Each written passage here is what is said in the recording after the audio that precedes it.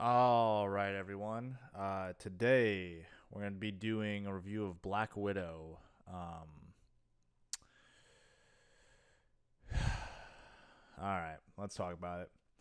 I should say from the beginning. I mean, if I hope you know what Black Widow is about. It's literally her solo movie. So I really hope that you know what it's about. So I'm not going to summarize the movie for you. It's basically a spy film. So uh, if you haven't seen it and you want to see it and you don't want spoilers, I'd leave now because I'm gonna do some spoilers. Um, so let's start with the positives of this movie. Her sister, fantastic character. Really enjoyed. I cannot pronounce her name for the life of me. Um, but I thought that Natasha's sister was fantastic. I know they're not really sisters, but like they're still sisters.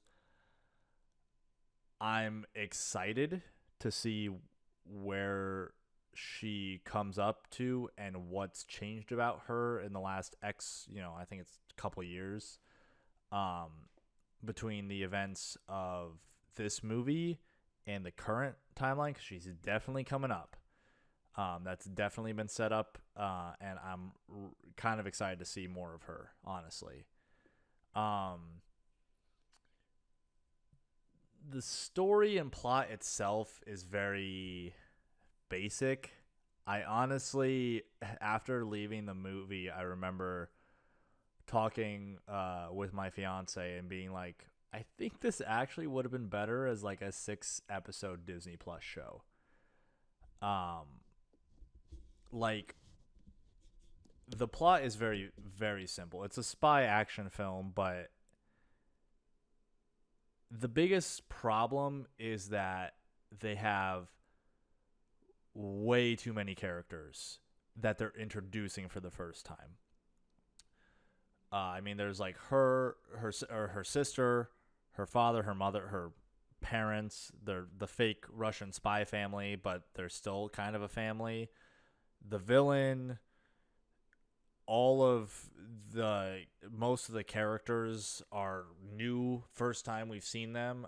There is like Secretary Ross shows up. There's random people that we see that have been in other films, but to do try to do that in like a 2 hour movie is very very difficult. The 6 hour would have been much easier to do that many characters. I get that they probably mostly like this movie is mostly to me a setup movie for the future of the MCU more than anything. Like it's just a way to show off Black Widow one last time.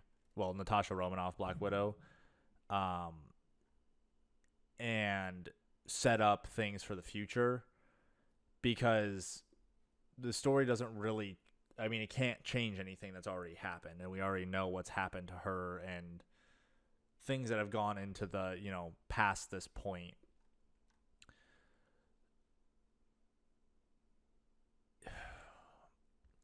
A big it's it's so sad because like the first scene too, I would say like the first opening scene is probably my favorite in the movie. um I know I'm ping ponging back and forth a little bit, but there's like this movie's kind of a little all over the place too. So in theme for the movie. The first like I don't know, I want to say like the first 15 20 minutes of the movie is basically this flashback scene with young Natasha and her sister and her family and their life being basically a spy family in America. And I think that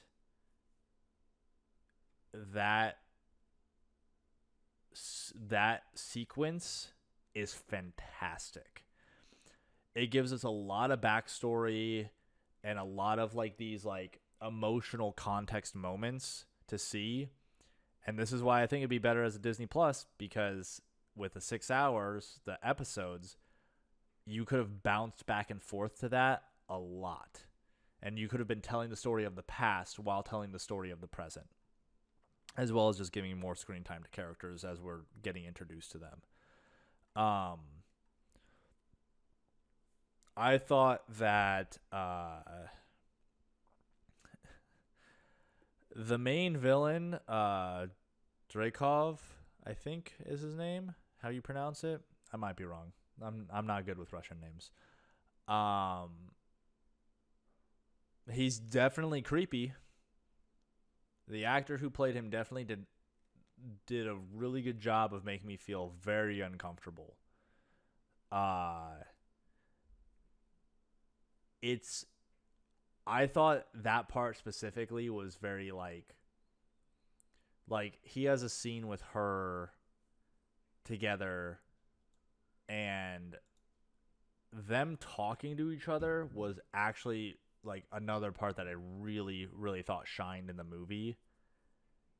It was very much this like disgusting abuse of power, and like thinking that you're strong because you've basically manipulated and brainwashed these young girls who you've taken from situations, basically just kidnapped straight up, and have made your slaves essentially in a way, which is also disgusting to say.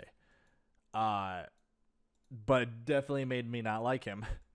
It made me like very uncomfortable and very it definitely had a lot of emotion in that scene. Now, the way that they beat him was not set up and could have definitely been set up. So point gain, point loss. Um, Action sequences in this movie were cool. I thought they did some cool things that I was like kind of liked watching. Like it was definitely a fun action movie. But there is also like so much time wasted because of all these action sequences. Like there was definitely a point of like, hey, we want to do a cool action sequence here. All right, let's spend 5 minutes doing like let's spend like 20 minutes breaking Alexei out of prison. Cool. You definitely did not need that. That could have been a lot of extra time to tell more story about the actual villain. But, choices were made. Trying to think if there's anything else that Oh, yeah. I'm not sure. I really believe the whole Taskmaster piece. Like, this is a huge spoiler, so I hope you've left by now. I just like it makes sense as a villain that he would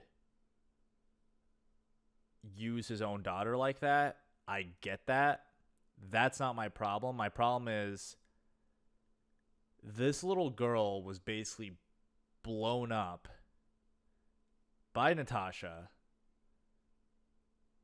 And like, yeah, it was intentional. It was just straight up intentional. Let's not put around it. She was trying to get Drakov, and she missed essentially with that. She thought she hit, but she missed. I don't believe that she still like I can believe that the daughter would hate her father. I don't believe that she wouldn't also hate Natasha. I don't see there being any reason of like them having the scene at the end of like, hey, you're not brainwashed anymore. And like the emotion in that scene is like it's pretty meh, honestly. Along with, I mean, the brainwashing as it's done is, I feel like it would have been better just as traditional brainwashing instead of we've used a special chemical now and only this gas mixture can free these other widows from being brainwashed. Come on, man. That just you gave yourself an easy out instead of having to like accept that maybe you have to take out some characters that could be like you. I think that would have been much more emotional. All right. Overall with the movie, I would say it's definitely not the worst Marvel movie. I still think I might need to rewatch Thor 2, but I still think Thor 2 holds a special place in my heart for being one of the movies that I was like, wow, that was not good. It's pretty far down there, though, I think. I think that there's a lot of good setup pieces in here, and I hope those will pay off in the future, which is, sometimes you're going to do that where you have to, kind of, I don't want to say have to sacrifice a story, but I can sometimes forgive it because, like, the payoffs later down the line are worth the kind of meh start. But I mean, honestly, like, if you don't want to keep, like, if you're not keeping up with the MCU as like you want to watch everything and you just kind of want to watch the good stuff, I'd probably just read a summary. I don't think I'd go watch this, and I'm probably like, I'll probably watch it again because I'll probably watch the whole MCU again at some point. But I probably won't go see it a second time in theaters. I'll probably just wait till it's free on Disney Plus. So you could also just do that if you have Disney Plus. You could just wait till it's free. So that is going to be it for this one, guys. If you have other opinions about this movie or want to talk about it, go ahead and post your comments down below. If you like the video, be sure to like. And always helps the channel when you subscribe. It's fantastic. I really appreciate it. And, we've been going up a little bit. I know being in, still in double digits is not, much for many channels, but I think it's awesome. And I'm really excited to see where this channel goes in the long term. So thanks for watching.